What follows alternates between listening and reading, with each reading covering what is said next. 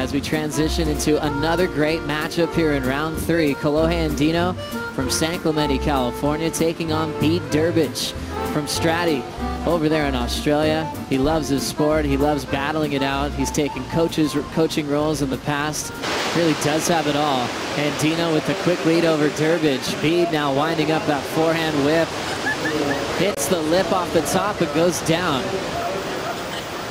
So a slow start for Bede Durbidge.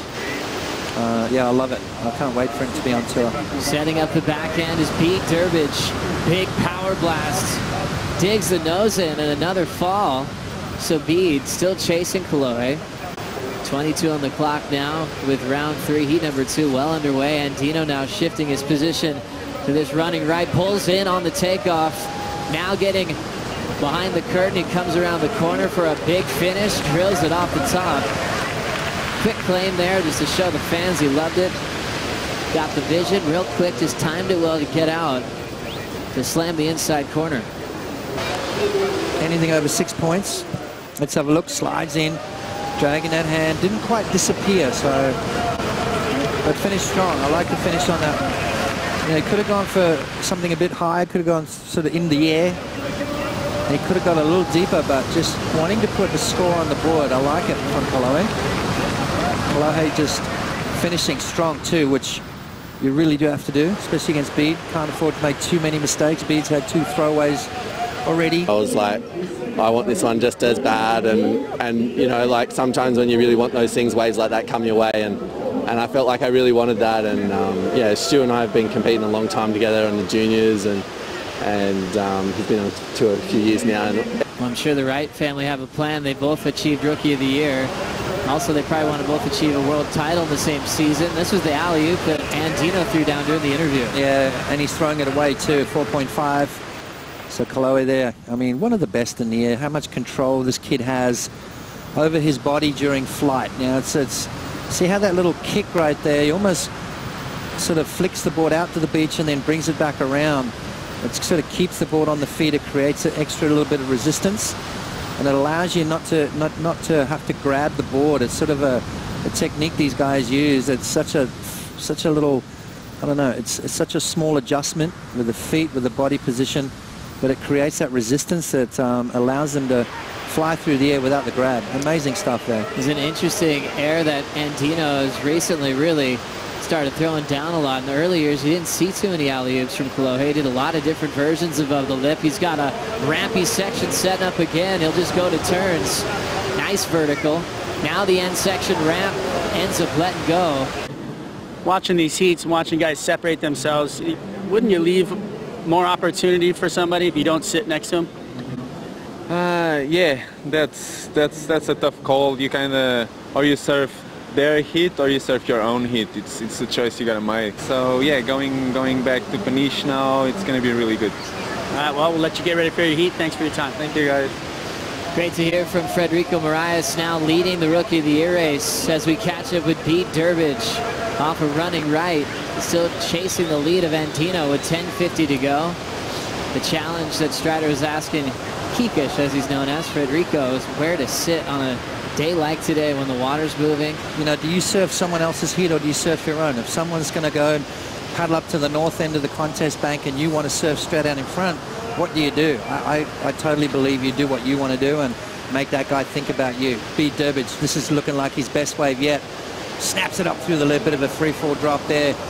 So up until that stage, his high score just a 1.40. This is a lot better from Bede. Just opening those shoulders, getting that big wrapping turn that we have seen produce so much success for Bede Durbidge.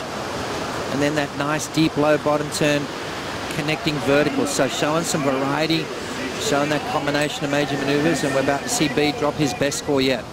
And it's cool to see those big names still watching pro surfing in the competitors era. Andino up now.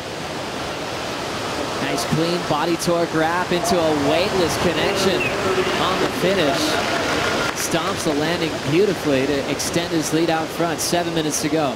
You've got to show a lot of commitment. You've got to go for it. I mean, there's any kind of hesitation, that's when everything can go wrong. Let's have a look here. First turn, slashing it all the way back around. Now he builds up the speed. Like nice low bottom turn, that lip line float, projecting out onto the flats. You can see Kolohe just showing a bit of passion here, slashing back around, and this will be a good shot to see how far out he projects and lands onto that flat section of the water. So yeah, trying to better a 4.83. Nice opening maneuver, gets that board all the way back around. So showed commitment to that first turn. And there's that seriously critical free fall drop from Kolohe Andino. Kolohe looking to improve, and I think he's going to with 5 minutes and 45 remaining. Shows a little bit of passion at the end there. He sort of learned how to wear his losses better. He was watching guys like Fanning and Parko and Kelly lose, and he noticed how they'd walk away in a different fashion. They wouldn't look defeated walking to the car park. They still held their head high, and he just hasn't been afraid to share all those learning experiences with us over the last 5 years. I think event win is, I think once he cracks an event win, I think that's going to be the telltale sign. Having a look now, Bede Durbidge sends a big fan to the sky with that front side carve. Another sweep as this wave is trimming in size and getting more foam on the face. Awkward layback there, misses the finish. Yep, which is going to hurt the score. 3 final appearances and still waiting for his first CT win. Well, Bede on his way to the score here. Look at that turn. Big sort of forehand wrap, and again bringing it back.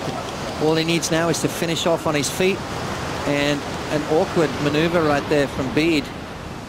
Bad maneuver choice towards the end of that wave, and it's definitely going to hurt his score. Beautiful opening turn. Nice sort of repositioning himself to finish strong. Kind of lost the board there. I think he was expecting more resistance earlier through that turn.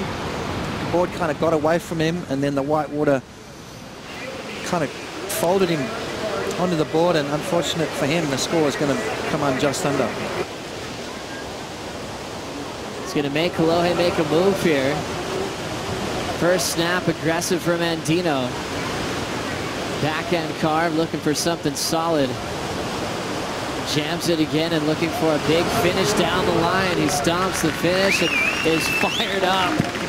Lets go a lot of emotion there. But Bede does have a full minute to try to fight back. You got to figure if you go over a wave and you've got 10 seconds left, there's not enough time. And we're looking at, what, a 12, 13-second period. Unfortunate there for Bede. As we hear the horn sound, we want to say a big thank you to Bede Durbidge for all the great memories competing in the southwest of France over the years, from those early round losses when he was just a rookie on tour, and then finding brilliant performances, a couple of big finals, as we'll celebrate his final couple stops as a solid competitor on the Dream Tour. Meanwhile, Kolohe Andino gets one back on Bede from that rematch from round 5 back in 2015.